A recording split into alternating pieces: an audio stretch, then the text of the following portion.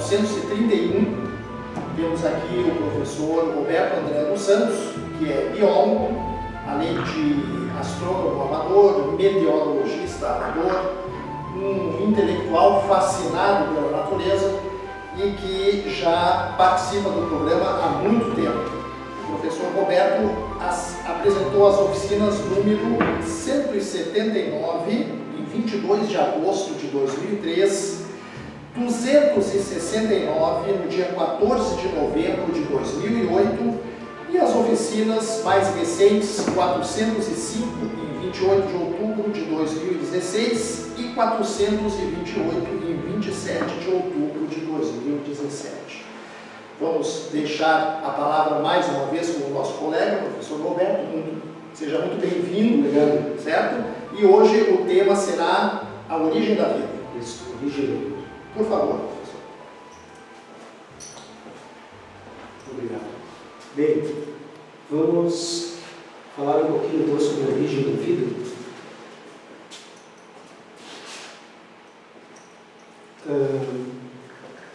Uma coisa que causa curiosidade é que o sistema solar começou a formar-se há cerca de 5 bilhões de anos de uma nebulosa de gás que foi, digamos, contaminada pelos restos da explosão de uma supernova. Então ela já estava, além de ter hidrogênio e hélio, enriquecida com os demais elementos. Há 4,567 bilhões de anos, a crosta dos planetas rochosos ela endureceu. E, portanto, era o início da idade da Terra, 4,567 bilhões de anos. Nessa fase, ainda havia muitos resíduos, debris da formação do sistema solar. Então, o bombardeio por meteoritos era extremamente intenso nos planetas, de maneira que essa crosta ela recebia calor não apenas do lado de dentro, como do lado de fora, e estava num estado semi-derretido. Demorou cerca de meio bilhão de anos até que diminuísse esse impacto destes resíduos da formação do sistema solar e finalmente a crosta pudesse ter condições, por exemplo, de armazenar a água que vinha do gelo dos cometas, que também caíam. Então teve condições de se formar um oceano pela primeira vez, ao redor de 4 bilhões de anos. E é incrível que o aparecimento da vida deve ter sido extraordinariamente rápido, pois essas estruturas, aqui no caso na Austrália, são os estromatólitos. Elas são estruturas formadas por seres unicelulares, semelhantes a uma bactéria cianofícia, que formam uma película que reveste estas formações rochosas. Essas formações rochosas são construídas pela própria atividade destas cianofícias unicelulares, que conseguem mineralizar alguns átomos presentes na água do mar e construir essas estruturas rochosas. E estas estão vivas. Atualmente estão na Austrália. Mas estas são fósseis. Estas são fósseis de estromatólitos semelhantes, também na Austrália e na Nova Zelândia, e as mais antigas delas têm 3,6 bilhões de anos. O que indica que o surgimento da vida deve ter sido extraordinariamente rápido, pois depois que cessou o período de intenso bombardeamento meteorítico e que a crosta pôde abrigar a água que vinha do gelo dos cometas e formar um oceano, deve ter sido praticamente instantânea a formação da vida, das primeiras células vivas. Temos um outro local aqui, também com estromatólitos fósseis. Então, a pergunta instigante de como a vida surgiu remete às nossas origens e sempre é uma pergunta como de onde veio o universo, de onde veio o homem, os grandes porquês da filosofia. É extraordinário que Aristóteles, há 4 séculos antes de Cristo, propôs que restos de alimentos guardados em armazéns ou roupas velhas acumuladas no canto poderiam originar ratos, insetos que surgiriam espontaneamente daqueles restos. E, lamentavelmente, essa asserção, essa assertiva, atravessou 23 séculos. Isso é lamentável na história da ciência. Acho que sim. Somente na década de 1860, Louis Pasteur, na França, pelos anos 1860, conduziu uma série de experimentos rigorosamente científicos em que ele isolou materiais orgânicos dentro de frascos e conseguiu lacrar cuidadosamente as suas extremidades e fez uma série de experimentos na época que demonstraram totalmente que não surgia vida espontaneamente a partir de matéria orgânica. A vida só poderia vir de outro ser vivo. Então surgiu a proposição omni cellula et cellula. Toda célula provém de outra célula. Ele provou isso com tanta certeza, com tanto rigor, com tanto método científico, que a questão de onde surgiu a primeira vida permaneceu esquecida. Se esqueceu a questão, pois ele eliminou aquela fábula de que a vida surgiria sozinha a partir de outras vidas. Então ele exterminou isso com tanto método, com tanta eficiência, que a própria questão da origem da vida inicial permaneceu esquecida até que em 1920 o cientista soviético Alexander Oparin propôs, numa grande obra, A Origem da Vida, de que a vida teria tido uma origem química no mar, de que componentes químicos, componentes orgânicos no mar, combinando e recombinando, teriam dado origem a compostos cada vez mais complexos, até que alguns desses compostos pudessem finalmente organizar uma maquinaria bioquímica e construir uma espécie de máquina bioquímica viva, capaz de se reproduzir, que seria a primeira célula. Na verdade, o primeiro a propor essa ideia foi Charles Darwin, numa correspondência pessoal, numa carta ao seu grande amigo, o professor Joseph Hooker. Numa carta, numa correspondência pessoal, Darwin foi o primeiro a propor essa ideia. Mas Oparin sistematizou uma vasta obra, uma grande obra, A Origem da Vida.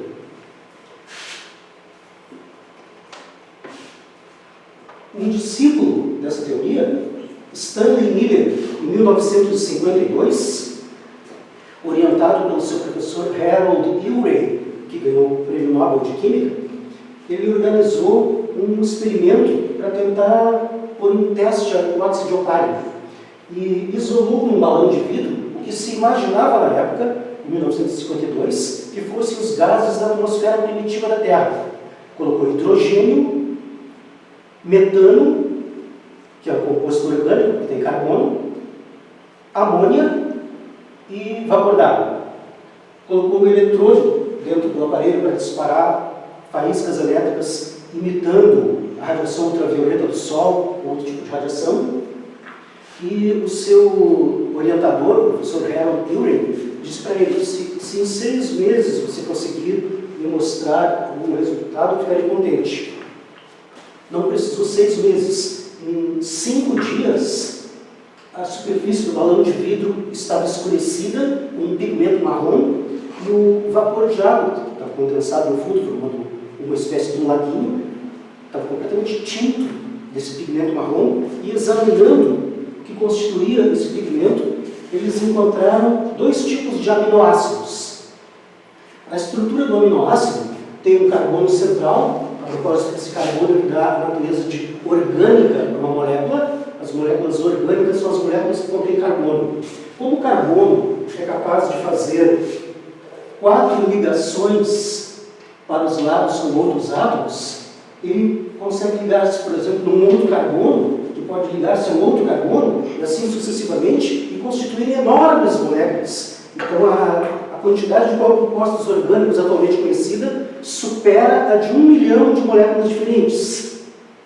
Na estrutura do aminoácido, nós temos uma parte nitrogenada, que chamamos de amina, e uma parte com um ácido orgânico também tendo um carbono, um ácido carboxílico, um ácido carbono. Essa é a parte do ácido, essa é a parte da amina, e o carbono pode ligar-se a um outro carbono, com um outro aminoácido, um pouco diferente ou igual, e assim sucessivamente. Existem 20 tipos diferentes de aminoácidos, variando um pouquinho a composição e a posição de um lado do outro, e ligando-se um aminoácido ao outro em centenas ou em milhares, formam cadenas com centenas de milhares, que são as proteínas. As proteínas são as moléculas que desempenham todas as funções de uma célula, desde a constituição da sua estrutura, a leitura do DNA dentro da célula, a constituição das organelas dentro da célula, o transporte de substâncias, os hormônios são proteínas, as enzimas são proteínas. Então as proteínas são as máquinas trabalhadoras da vida bioquímica da célula, e elas são compostas pelos aminoácidos. Portanto, Stanley Miller, naquele experimento, encontrou 2 tipos diferentes de aminoácido no balão de vidro depois de 5 dias. Ou seja, ele, eu diria, tropeçou no grande algoritmo da vida. Um algoritmo, por exemplo, se nós queremos dividir 256 por 8 e utilizarmos o algoritmo adequado, nós vamos encontrar 32. Um algoritmo é uma chave. Um algoritmo pode ser matemático, um algoritmo pode ser bioquímico. Se misturarmos a substância A com a substância B, elas vão reagir de um certo modo e construir uma substância C. Uma receita culinária é um algoritmo. Tu tem que misturar primeiro os ingredientes secos, depois tu vai acrescentar um ovo e um pouco de leite. Se tu tentar fazer o contrário, começar com ovo e com leite, tu não vai sair no resultado esperado. E o grande algoritmo que Stanley Miller tropeçou no seu experimento é esse, a estrutura do DNA. Ele não descobriu a estrutura do DNA, seu experimento foi em 1952, e a estrutura do DNA foi desvendada em 1953 por James Watson e Robert Crick, que conseguiram desvendar a estrutura molecular do DNA.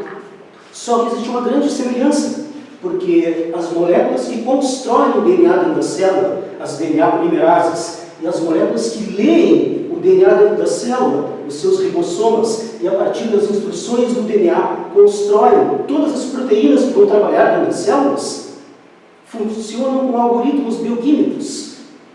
E aqui nós temos um nucleotídeo, que é a estrutura básica do DNA. Tem um açúcar central, que pode ser uma ribose ou uma desoxirribose, de onde vem o nome do RNA e do DNA. O DNA é o desoxirribonucleic acid, que vem de uma desoxirribose. Então tem uma estrutura central que é um açúcar, uma ose, tem uma parte de um ácido fosfórico, um fosfato, e uma parte de uma base, um nucleotídeo, uma base nitrogenada. Essas bases nitrogenadas existem apenas 4 tipos: adenina, timina, guanina e citosina, em todos os seres vivos do planeta Terra. Então, esse seria um degrau fundamental do DNA. Assim como um aminoácido é um degrau fundamental de uma proteína, que podem ter centenas ou milhares, esse é um degrau fundamental do DNA, que terá bilhões desses degraus. Aqui nós temos uma parte onde a parte azul é onde cada componente do lado ácido do DNA emenda no outro. E a parte colorida lá é onde cada base nitrogenada emenda na outra. Então a parte colorida é a parte das bases nitrogenadas, e a parte azul é a parte do lado ácido. Vemos que formam-se aqui 2 fitas de DNA emendadas, enroladas. No início, certamente, originou-se apenas uma, que é conhecida como RNA, que seria o ancestral do DNA. E aqui nós temos 2 fitas emendadas. E os lados das bases nitrogenadas emendam-se um no outro, conforme está aqui na parte central, a parte azul, a parte do ácido. E os encaixes dessas bases nitrogenadas, eles são específicos. Uma guanina emenda numa citosina, uma adenina emenda numa timina. Sempre. Esse código de 4 letras é o mesmo em todos os seres vivos do planeta Terra. De maneira que uma goiabeira poderia ler o meu DNA, e as minhas células poderiam ler o DNA de um ornitorrinco. É igual a todas as células. O que indica que a origem da vida na Terra aconteceu uma vez.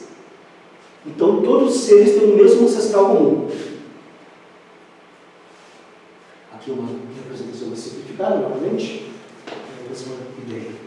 Então, esse algoritmo precisa de proteínas para ler o DNA, precisa de proteínas para montar o DNA, mas essas proteínas, elas são feitas a partir das instruções que estão no DNA. Quando as proteínas montadoras de outras proteínas da célula vão ler o DNA dentro dos ribossomas da célula, a cada 3 degraus, a cada 3 bases, elas encaixam um aminoácido na montagem de uma proteína que está sendo fabricada. Então existem códigos específicos, CGT, TAC, que elas leem e encaixam o aminoácido respectivo. Se elas cometem uma falha de leitura e encaixam o aminoácido errado, isso corresponde a uma mutação, que permite a evolução, pois aí as informações vão se ramificando. Então, esse grande algoritmo levanta uma questão. Como uma primeira célula pode ter surgido se precisaria de toda essa maquinaria para montá-la? Como um primeiro DNA pode ter surgido para instruir as moléculas que trabalham dentro da célula se ele precisaria que proteínas tivessem montado ele antes? A minha ideia, a hipótese que eu proponho, é que esse algoritmo funciona tão bem que ele pode partir de qualquer ponto. Então, se os aminoácidos começam a se organizar, eles podem dar origem a uma proteína. Se essa proteína tem a capacidade de montagem, ela pode ir começando a montar nucleotídeos, formando que seja um pequeno trecho de DNA, e isso pode ir se amplificando. E isso deve ter acontecido tão rapidamente, lá no início da formação da Terra, que em 200 milhões de anos já havia aquelas bactérias formadoras daqueles cromatóides. Então eu acho que esse algoritmo ele pode começar de qualquer ponto, retrogradamente, reversamente, e para diante, para trás. E se isso for verdadeiro, eu diria que a vida deve ser um fenômeno tão frequente no universo, tão presente, que o universo deve estar coalhado de vida.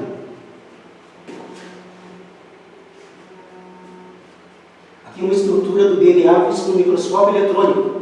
Essa é realmente uma foto.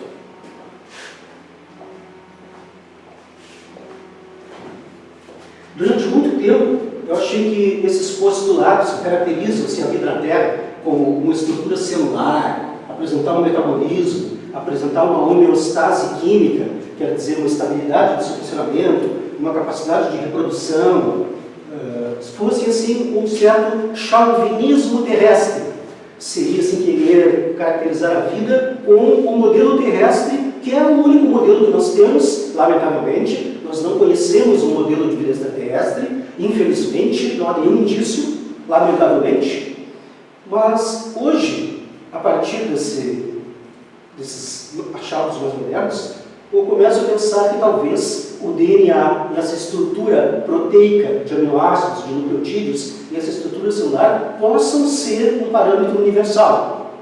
E que assim a vida em outros locais possa realmente ter uma estrutura celular e o DNA possa ser um algoritmo universal, como a gravitação, como as leis da gravidade, como as leis da relatividade de Einstein, como a tabela periódica. Então, começo a achar que isso aqui possa ser universal, não apenas um antropocentrismo, um chauvinismo terrestre. Logo que alguma estrutura conseguiu montar um trecho de DNA, ou alguns nucleotídeos se organizaram e conseguiram fazer com que se montassem alguns aminoácidos para originar uma proteína, o grande passo, que deve ter ocorrido lá por uns 3 bilhões e 900 milhões de anos, foi a montagem de uma parede impermeável. Se a gente tenta lavar uma panela engordurada apenas com a água embaixo da torneira e as mãos, não vamos conseguir. Precisamos de um detergente. O que o detergente consegue fazer é a molécula do detergente tem uma parte com uma cadeia de carbonos que a gente chama de apolar. Ela não tem polaridade elétrica. E uma parte final que tem uma cabeça polar, que ela tem uma polaridade elétrica. A água é uma substância polar. com as mãos molhadas não se mexe em eletricidade, porque ela é altamente condutora de eletricidade. Então, a parte polar de um detergente se mistura na água, e a parte apolar de um detergente se mistura na gordura. Com isso, o detergente consegue construir micelas, onde a gordura fica presa dentro da micela, bolhas. E a parte externa da micela, da bolha, se mistura na água e arrasta a gordura daquela superfície. No início da formação da primeira célula, das primeiras células, ocorreu um fenômeno semelhante. Alguns compostos lipídicos, à base de gordura, se ligaram a uma parte polar. Então, acabaram formando uma bolha de membrana dupla, onde dentro da bolha formou-se um ambiente aquático, cercado pela parte polar dessas moléculas. E outras moléculas ligadas a essa, pela sua parte apolar, e para fora, com a sua parte polar, misturada na água do ambiente, na água do mar. Portanto, dentro dessas bolhas de membrana dupla, ficou um ambiente perfeito para aquela maquinaria bioquímica inicial se abrigar e não ser agredida por outras moléculas à procura de blocos de montagem ou por atração elétrica de outros componentes. Então, dentro dessas micelas protetoras, dessas bolhas de membrana dupla protetoras, aquela maquinaria química inicial e incipiente ganhou um ambiente protegido para evoluir. Assim que surgiram as primeiras células. Uma outra imagem da mesma ideia. Bem, então, até aqui, em resumo, é a ideia de Alexander Oparin e de Stanley Miller, que teria então surgido a vida a partir de uma sopa orgânica no mar primordial. Essa ideia sustentou-se, isso foi em 52, até a década de 90, eu diria, sustentou-se como um parâmetro nos livros escolares de biologia, de ciências. A partir da década de 90, iniciaram-se estudos com uma outra gama de seres. Aqui nós temos uma poça de água fervente no Parque Nacional de Yellowstone, nos Estados Unidos, onde o magma, também ocorre isso no Chile, no Havaí, o magma está logo abaixo da crosta, muito perto da crosta. Então ele consegue esquentar lençóis de água subterrâneos, e essa água subterrânea fervente vem até a superfície. E a partir, principalmente da década de 90, começou a se estudar bactérias existentes nessa água. Aqui, essas cores diferentes correspondem a diferentes colônias de bactérias de diferentes espécies que, com um gradiente térmico, conseguem sobreviver em águas de diferentes temperaturas. Lá no centro, no azul, a água está fervente, está 110, 120 graus, vindo de baixo das câmaras aquecidas por magma. Então, pouca coisa há ali.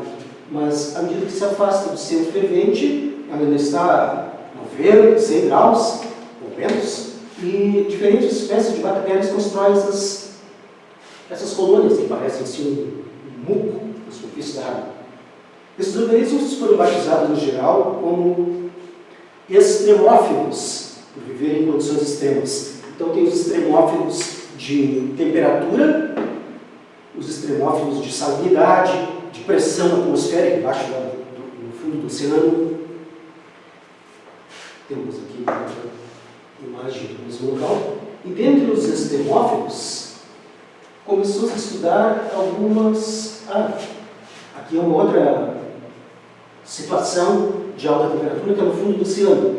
São chamadas então de sulfatares. É uma fonte de enxofre aquecido que brota de dentro do próprio magma e aquece o ambiente ao redor. Está a 4 mil metros de profundidade no fundo do Atlântico. E, no entanto, a temperatura ali está próxima dos 100 graus, nas proximidades da corrente de enxofre, do sulfatar. E essas correntes de enxofre submarino superaquecido também revelou-se a existência de uma série de seres nestes locais. Tem uma outra aqui. Essa pode ser no Pacífico.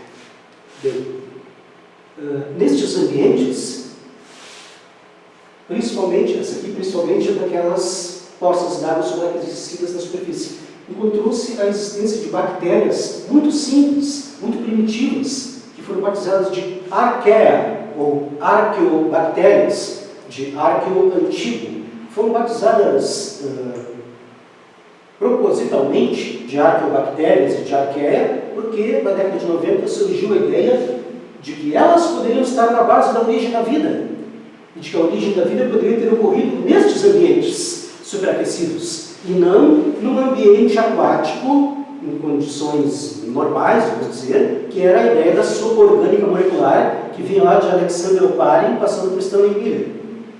Então, os postulados de Stanley Miller começaram a cair em descrédito. A partir de 90 em diante, nos anos 2000, 2010, tornou-se até chacota defender os postulados de Stanley Miller de que a vida teria tido aquela origem bioquímica passo a passo, por uma montagem bioquímica e tal, porque considerou-se que o superaquecimento nestes ambientes poderia favorecer a maior velocidade das reações químicas e a existência de organismos descobertos nestes ambientes. Aqui temos umas outras bactérias mais filamentosas, mais algumas espécies de bactérias, e a existência dessas bactérias nesses ambientes foi tida assim como uma prova de que, sendo a vida possível em tais ambientes, que a vida deveria ter se originado assim. Eu diria que hoje, pelo menos 9 entre 10 biólogos acham que a origem da vida teve uma origem extremófila. Não estou entre eles. Não concordo com isso. Aqui, vou dizer por quê. Aqui nós temos um crustáceo extremófilo, uma espécie de caranguejo que vive nessas altas temperaturas no fundo daquelas fontes de enxofre submarinos, as sulfataras. Um anelídeo extremófilo, também nas mesmas sulfataras submarinas. Uma larva de inseto. Essa é daquelas águas de Yellowstone, é uma larva de mosca, isso, no microscópio eletrônico. Um peixe albino e cego, naquelas sulfataras abissais. Bem, vou explicar porque eu não concordo que a origem da vida tenha tido uma origem extremófila. Crustáceos, anelidas, insetos e peixes não se desenvolveram nessas condições extremófilas. Todos eles são descendentes de ancestrais evoluídos no ambiente, vamos dizer, normal, e que se adaptaram a essas condições através da evolução, e que deram origem a estas variedades extremófilas, adaptadas a essas condições extremas, mas que têm um passado ancestral que não veio dali. Aqui nós temos uma medusa. As medusas são criaturas extraordinárias, têm pelo menos 600 milhões de anos, são os mais antigos animais dos quais há registro fóssil. É muito difícil fossilizar uma medusa, porque ela é toda mole. Vocês já viram uma na beira da praia? Ela se desmancha facilmente, então em condições extremamente raras chegam a fossilizar o disco superior, os tentáculos nunca. Temos uma outra aqui. E aqui mais uma. As medusas só existem no mar. Elas se desenvolveram no mar há provavelmente mais de 600 milhões de anos. E se elas têm esse tamanho, são grandes predadoras, elas predavam alguma coisa maior do que um ser unicelular. E essas presas delas, até hoje, nunca foram encontradas, porque certamente já existiam antes do surgimento das medusas. As medusas só existem no mar. Elas nunca invadiram a água doce. Elas têm essa especificidade. Os insetos surgiram em terra, a partir dos artrópodes, que no período devoniano, há 400 milhões de anos, fizeram a transição do mar para a superfície dos continentes. E em terra, ali por uns 300 milhões de anos atrás, 350, deram origem aos insetos. Os insetos surgidos em terra, se proliferaram uma enorme variedade, jamais regressaram para o mar. Não tem inseto marinho. Tem inseto aquático, riachos de água doce, rios de água doce, larvas aquáticas, insetos aquáticos, em água doce. No mar, não. Então, eles têm essa especificidade. Fungos, mofos, cogumelos, imensa variedade. Tem fungo até comendo o vidro das lentes dos telescópios. Não tem fungo no mar. É o único ambiente onde não tem fungo. Os fungos surgiram em terra, jamais regressaram para o mar. Eles têm essa especificidade. Se a origem da vida tivesse sido extremófila, eu esperaria que em 4 bilhões de anos existisse algum grupo de organismos exclusivamente extremófilos, que tivesse essa especificidade, que teria originado algum grupo de organismos pluricelulares que só existissem nessas fontes extremófilas. Não existe isso. Existem as bactérias, as arqueias extremófilas, mas existem bactérias semelhantes cianofíceas e outras em água do mar, em água doce, em outros locais. Não existe nenhum grupo de organismos exclusivamente extremófilos. Para mim, isso é uma prova clara de que a origem da vida não foi extremófila. Então, eu ainda defendo os postulados do Stanley Miller e do Alexander Oparin, que eu acho que, embora hoje em dia tidos em desuso, sim, acho que eles ainda são bastante verdadeiros. O grande astrônomo e matemático Fred Hoyle, lá por 1950, 60, ele propôs uma interessante teoria, uma interessante hipótese, a da panspermia.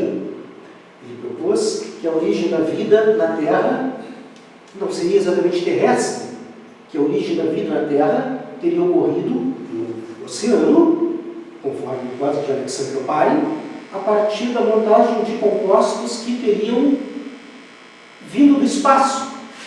Então haveria uma contaminação de viajantes do espaço moleculares na Terra para que teriam dado a eles a origem à vida.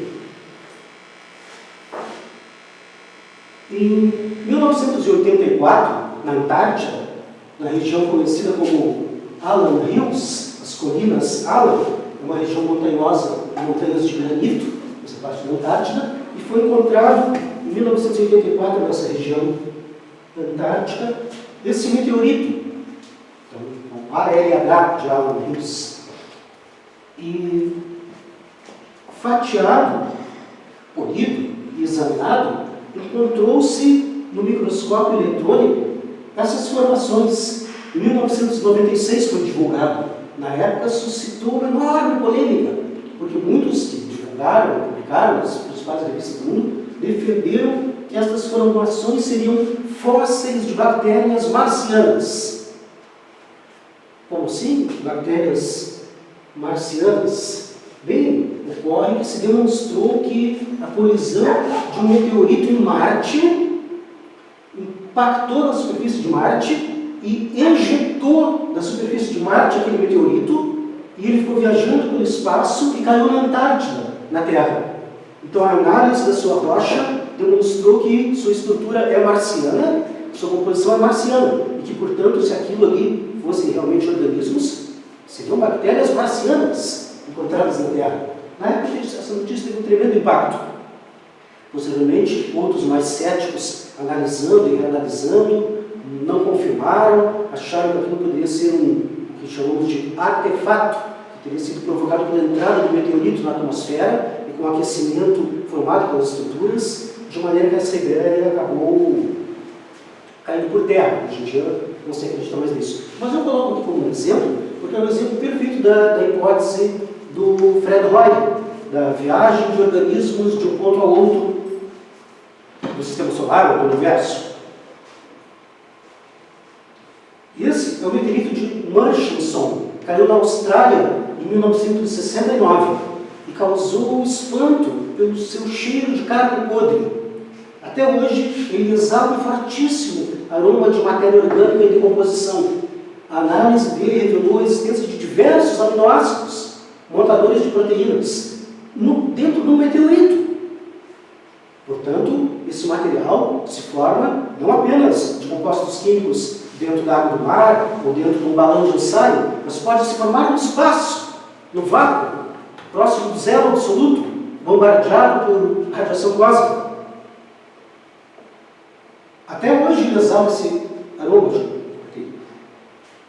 E tem sido encontrados em outros meteoritos não apenas aminoácidos, mas nucleotídeos, que são os blocos da formação dos degraus do DNA, onde está armazenada a informação que o DNA contém.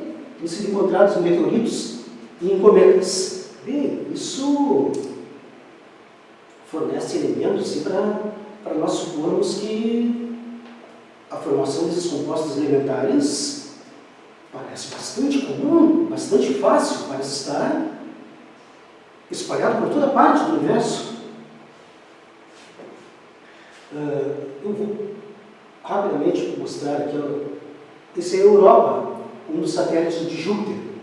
Ela é coberta por uma carapaça de gelo. Reparem que não tem marcas de crateras.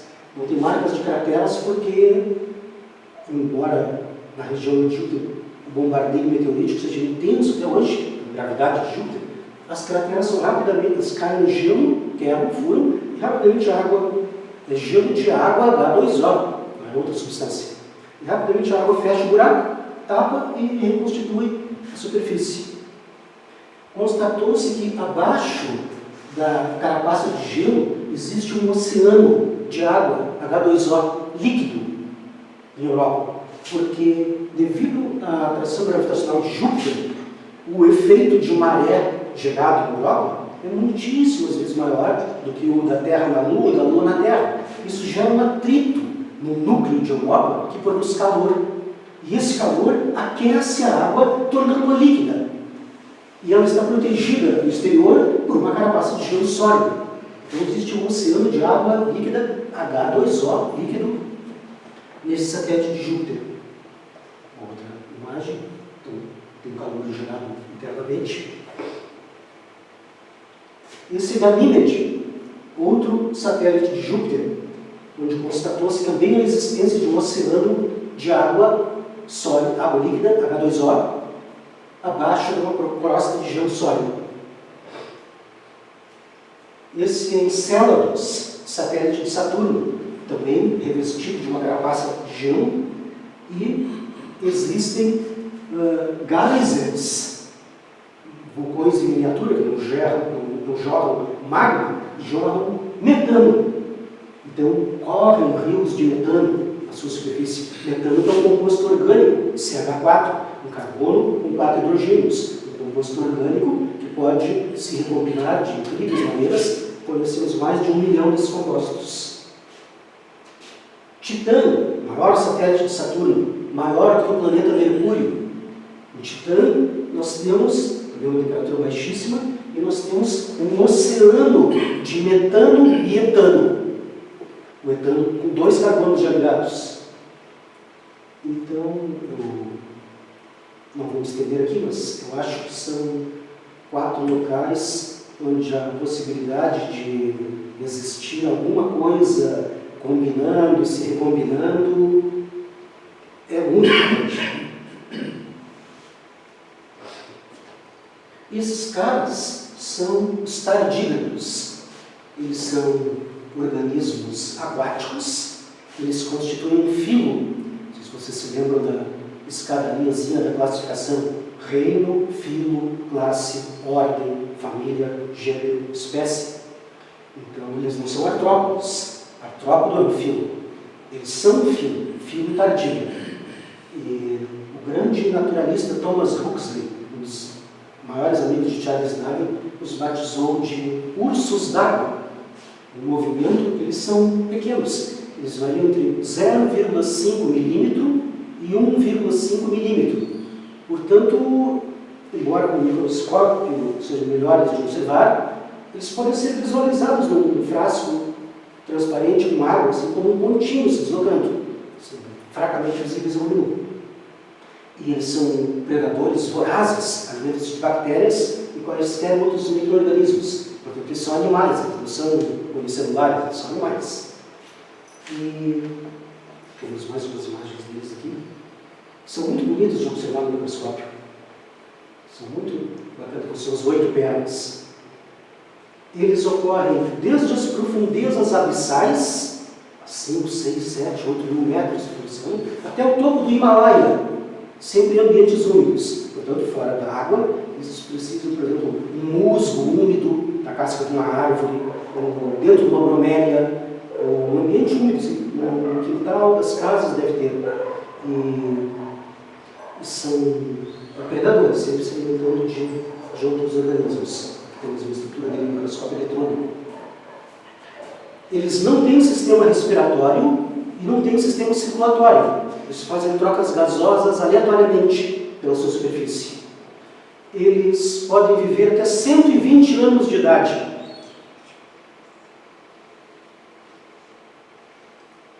E eles sobrevivem a uma temperatura de 200 graus Celsius, por condição extremófila, e a temperaturas próximas do zero absoluto, menos 270. E suportam uma pressão de 75.000 atmosferas. E eles, em 2007, a Agência Espacial Europeia enviou-os ao espaço numa sonda, e eles ficaram do lado de fora da sonda, expostos ao vácuo do espaço por 36 horas, recebendo raios cósmicos, radiação ultravioleta do Sol e a temperatura de menos 270, e depois recolhidos de volta. 50% deles sobreviveram e 35% deles conseguiu se reproduzir e ter prole fértil.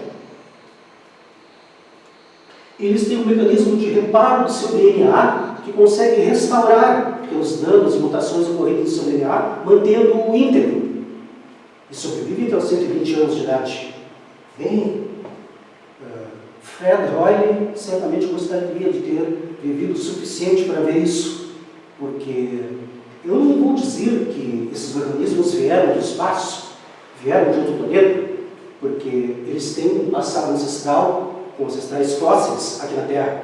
Eles são organismos terrestres.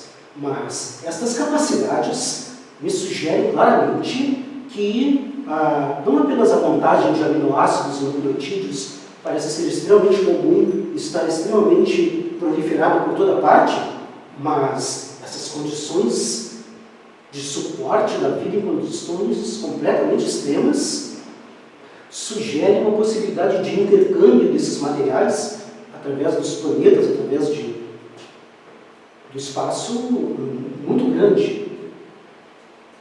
Eu diria que é possível imaginar assim, um cometa com o seu núcleo com gelo, o gás congelado, o gás congelado em forma de gelo, onde dentro desses cometas, moléculas orgânicas que caíram na Terra e que estão presentes, que se encontram o tempo todo, possam sofrer uma espécie de pequena evolução bioquímica, muito lenta, provavelmente sendo acelerada cada vez que o cometa passa no periélio da sua órbita, onde, passando nas proximidades do Sol, ele recebe um pouco mais de energia e forma a sua cauda, porque parte do gás congelado sublima e forma a cauda, e depois ele se afasta e volta para as profundezas do sistema solar e o gás congela novamente. E eu diria que eu vislumbro perfeitamente que dentro do gelo desses cometas, uma evolução biológica muito lenta, através da seleção natural, ocorra e, quem sabe, no meio do gelo desses cometas, algumas formas muito simples de vida possam evoluir e estar lá congeladas em criptobiose, em dormência, até que o cometa passe novamente pelo periélio e, com aquecimento, acelere a velocidade das reações químicas e, quem sabe, um novo passo evolutivo possa acontecer. E que possa acontecer o mesmo em nuvens de matéria orgânica soltas dentro do espaço, dentro da galáxia, dentro do sistema solar. Me parece que, com os dados que nós temos atualmente, a ideia da panspermia de Fred Hoyle e a própria ideia do experimento padrão de Stanley Miller, as proposições de Alexander Oparin, estão mais vivas do que nunca. E que a vida seja um fenômeno disperso assim por toda parte. Aí aparece a velha pergunta: bem, e onde estão eles? Os extraterrestres? Né? Por que não fazemos contato com eles? Estamos tentando estabelecer um contato desde 1950, através de radiotelescópios, e até hoje nenhum único bip se conseguiu. Não temos um indício de existência de vida extraterrestre. Eu lhes diria que a vida extraterrestre está por toda parte. E diria que daqueles satélites de Júpiter, eu estimaria assim 90% de chance de existir alguma forma de vida. Além dos satélites de Júpiter, eu diria que é alguma forma simples. Mas em outros planetas, de outras estrelas, com certeza até vida inteligente. Agora, as civilizações adiantadas destes seres, cobrindo planetas com formas de tecnologia que nem podemos sonhar, e as suas naves singrando o cosmos para bisbilhotar os outros planetas, essa parte eu diria que não existe, porque a civilização, lamentavelmente, foi um grande beco sem saída evolutivo que aconteceu na Terra. Todos os exemplos de civilizações do passado que nós temos, astecas, maias, se destruíram. As civilizações se destroem, porque a espécie humana, um primata, um macaco, ela é muito egoísta e muito belicosa. Então a ideia da civilização em si é maravilhosa. Eu acho a ideia da civilização sublime. Reunimos o conhecimento e todo o conhecimento disponível fica partilhado entre todos os seres que têm acesso ao conhecimento. O problema é quando a civilização leva a origem do dinheiro, do comércio, da escravidão, da propriedade privada. Aí nós estamos vendo ao nosso redor os exemplos do que a civilização produziu. Então, eu diria que se surgiu civilização em outros locais, ela já se destruiu. Por exemplo, os elefantes são extremamente inteligentes. Os cetáceos, golfinhos e baleias são provavelmente mais inteligentes que o homem. Não construíram uma civilização, podemos dizer deles. Eles não têm um polegar opositor para manusear ferramentas. Não tem. Mas os elefantes têm uma tromba. E aquele dedinho que tem na extremidade da tromba é muito mais sensível do que os nossos dedos. Os elefantes poderiam ter construído uma civilização. Mas eles têm mais o que fazer do que construir naves espaciais e mandar naves para os outros planetas bisbilhotar a vida alheia. Então eu acho que civilizações nós não vamos encontrar, porque elas não existem. Porque se elas surgiram, elas já se destruíram. O que eu posso esperar é que a vida no espaço seja extremamente frequente e esteja extremamente disseminada, de diferentes formas, até de vida inteligente. Mas civilizações eu não espero encontrar. Se abrimos espaço, então, se alguém quiser fazer perguntas. Tem que ter foto,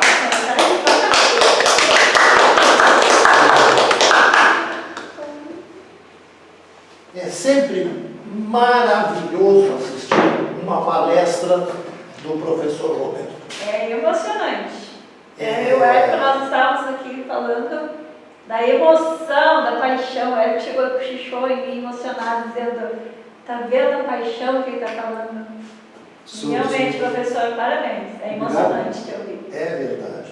Vai voltar muitas e muitas vezes, Roberto. Olha quem está chorando aqui, ó. Outra apaixonada pela ciência, né? Eu só queria te perguntar a questão da universalidade do DNA. Será que ele é mesmo a única opção em termos de arquitetura molecular para a codificação de informações genéticas? Até pouco tempo eu pensaria que não. E muitas vezes cheguei a pensar na hipótese de uma vida baseada no átomo de silício, que pertence à mesma coluna do carbono, da tabela periódica, e que também consegue fazer 4 ligações. Mas o silício em terra, ele origina minerais, como quartzo, areia. Não temos compostos longos baseados no silício. Você compostos de Mas eu me refiro... Sim, eu entendi. Mas esses achados de nucleotídeos em cometas e meteoritos, nanos disso aminoácidos, compostos orgânicos, tem me levado a pensar que nós estamos, talvez, aí diante de um algoritmo que funciona a partir de qualquer ponto dele, reversamente, de uma direção para outra, de DNA para proteínas para células, de proteínas para DNA, e se isso é assim, aqui, eu acho que seria um acidente bioquímico muito grande, assim, que esse modelo tivesse evoluído aqui. Assim como as leis da gravitação de Newton, as leis da relatividade de Einstein, a seleção natural de Darwin, a tabela periódica de Mendeleev, eu acho que nós estamos diante de uma lei universal, o que desprovincializaria a biologia. Ela deixaria de ter um exemplo único no planeta. Só precisamos encontrar um exemplo em outro lugar. Que infelizmente não temos, mas acho que, para mim hoje, eu acho que isso deve ser um fenômeno universal. Haveria em outro lugar, deve ter uma estrutura celular, deve ter um mecanismo com DNA, ou um ácido nucleico muito parecido. Ou seja, a dupla hélice seria um princípio universal. Eu acho hoje, eu diria que a dupla hélice deve ser um princípio universal, como a gravitação. Professor, a sua opinião assim, sobre toda essa interferência química pós-evolução industrial no ecossistema, nos meios, no mar, acha que essa interferência toda, né, com resíduos, ela pode causar mutações severas nesse processo evolutivo, ou acha que isso é... Sim, não só pode, como causa, os recifes de corais, por exemplo, estão desaparecendo pelo fato de que o pH do oceano está aumentando. O pH do oceano está diminuindo, o pH do oceano é alcalino, e com a poluição química toda, ele está acidificando. Então o pH está caindo, está ficando mais ácido. E isso está dissolvendo os recifes de corais e toda uma comunidade enorme de seres que vivem ali, dependem daquele ecossistema, estão desaparecendo. Isso não fica em química. Isso é irreversível? Você acha que... Eu acho que isso é irreversível. Eu acho que se houvesse uma boa vontade planetária das nações, dos governos, poderia ser revertido, mas eu não estou vendo essa boa vontade planetária das nações unidas. Negam o aquecimento global. Nega-se o aquecimento global. Basta observar aqui na beira da praia, e se observa que a areia está 1 metro mais alta do que 10 anos atrás, porque o oceano está expulsando lá para fora. O gelo do Ártico está derretendo, os ursos polares estão banhando em cima de pequenos blocos de gelo e vão ir à extinção rapidamente, porque o seu ambiente gelado está desaparecendo. Sabe por que estão negando o aquecimento global? Porque nós só temos duas opções. Ou nós negamos o aquecimento global, ou nós negamos o dinheiro. E a humanidade optou pelo dinheiro. Eu tinha que colocar essa palestra dele do lado daquele Olavo de Carvalho, né? Para ver o que está acontecendo, né? Como as pessoas estão indo para o lado errado, né? Ideologicamente. Pessoas hoje falando de terra plana? Por favor. Coisa triste, né? Mas, Roberto, as pessoas que falam de terra plana e o próprio Olavo de Carvalho, eles falam de maneira muito artificial sobre para eles. E diferente. Pessoas como tu, né? Que mostram paixão, né? Eu acho que... Porque quando você não tem certeza das coisas, você fala, fazendo um esforço para falar isso. Mas quando você compreende as coisas como um todo, você fala isso com gosto, com prazer, né? E aí a paixão se encontra, né? Então, aí que está a diferença de você sentir o que o outro sente na hora de se expressar, né? E porque eu já assisti algumas apresentações de terra plana ou nessa linha, né? E os caras se esforçam para poder convencer alguma coisa. Os caras se esforçam. Eu acho que nenhum deles acredita exatamente. seriamente naquela ideia. Eu acho que é uma experiência também assim, vamos ver o grau de imbecilidade de um país ou de um grupo, né? Pode ser uma experiência, porque não tem como acreditar que... Eu sou apaixonado por ficção científica. Eu adoro aquela Star Trek, Jornada nas Estrelas, a série original da década de 60. Adoro, tem todos os episódios em DVD. E adoro filmes de ficção científica, mas os discos voadores, os seres extraterrestres, lamentavelmente não existem. Gostaria muito que pousassem agora aqui, mas lamentavelmente não existe uma indústria dos UFOs, dos discos voadores, que ganha dinheiro, mas é um mito, não temos. Aí eu acho que vai de encontro que foi divulgado ontem, né, da aparição de um meteoro aqui perto, né, o registro disso, né. As pessoas dizem que o disco voador passou aqui, pousou aqui, mas não tem registro. E aí, querendo ou não, nós vemos que tem câmeras fotografando grandes áreas do céu, né? E entrando um meteoro desse, pá, você divulga. E por que você não divulga uma imagem de um disco voador? Porque não tem, né? Então, as pessoas querem convencer os outros de que só pelo discurso de que essas coisas estão acontecendo ao nosso redor. Né? É verdade. Posso tirar isso aqui então? Isso é horrível. Muito bom.